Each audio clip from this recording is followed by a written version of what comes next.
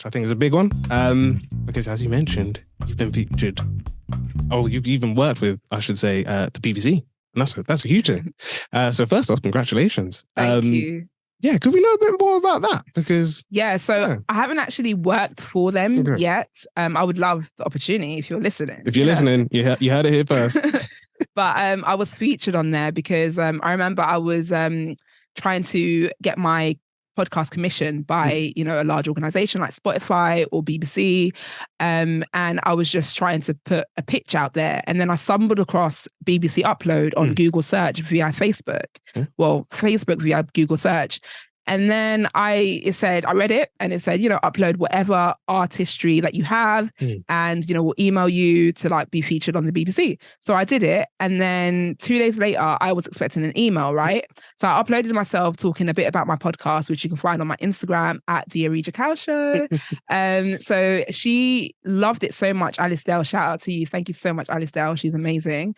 She loved it so much of me just showing my personality, because she said a lot of people send clips of their podcast, but I was standing there talking about it with my personality. So she literally called me 2 days later on the 2nd of January, 2023, and said, girl, this is your year. I want you on the show tonight at 9 p.m. And I was like so flabbergasted. I was like expecting an email, like I said. And then I just made sure I got ready. I did my hair, I did my makeup, I did my eyebrows, I got an outfit. I did everything in the space of 5 hours, 7 hours, and went down to the studio. And they interviewed a bit about my show. It was a quick, I think it was a 10-minute interview or something like that. But it was just so amazing. The vibe in the room, I got my cousin there to record it, because obviously I'm a content creator as well. So it was just amazing. I created reels. I created a whole documentary of me actually starting from the station, walking towards the studio, doing the whole interview, and afterwards how I felt. I did it all, the whole shebang, and it's on my YouTube channel as well, the Aridja Kals Show. And it was amazing. And then obviously I got another call to come in to be interviewed by Eddie Nestor as well. So yeah, no, that's really good. And I think it links to what we were talking about before about going out, trying things. There are probably people that may have seen it, and like we said, they were just like, they don't want to, whatever they were sort of uploading to sort of submit. They were just like, I'll just upload an episode of my podcast, or I won't try something new. I won't sort of market it in a different way to upload it. But yeah, I think it's kind of like what you said. It's whether you're sort of a podcaster or you're doing any sort of content creation, and as a whole, it's about being open to trying new things and doing things differently. So like what you're saying, I know for me, for some for a funding application that I did last year, like we said, I literally just recorded myself at home, just talking about pick up the mic. So I was just in front of a camera for 2 minutes. I just spoke about pick up the mic, had some captions, had some pop-ups on the screen, nothing really interesting.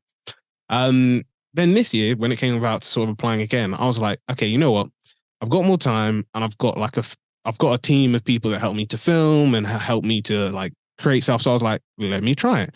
And I'll make sure it pops up, or there's a link to it in the description. But this year, like you said, I took it completely different. I felt like I was a proper director and everything, because I was like, okay, cool.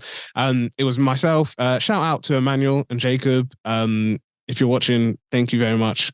Because they were it was literally on the day, I was like, okay, cool. I've got my lunch break. Let me quickly just I planned out the script. I highlighted. I spoke with Jacobs, was the videographer. So I was like, okay, cool, Jacob. What do you think we should do? Let's plan it out and see.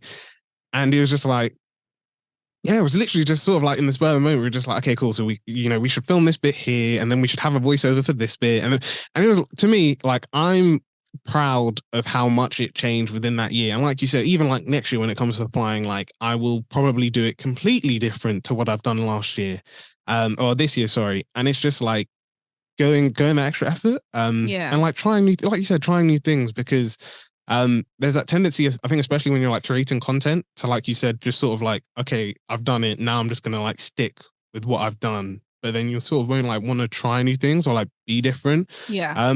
But yeah, I think you do. Not even for you have to be better than your competition. You have to try. No, I think even for a personal development thing, so yeah, even like I said, it's been 2 years or over 2 years of pick up the mic, and like it's different to how it started. Like we've got new segments, we've added podcasts, we've become a podcast network.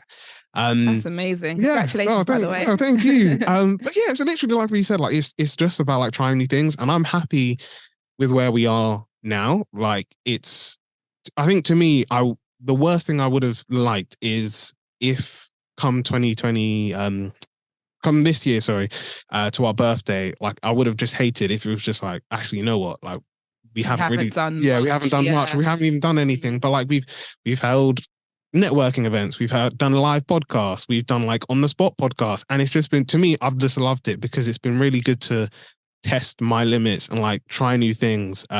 But yeah, I really like that, and yeah, I'd say for anyone watching, that's one of the most important things to do.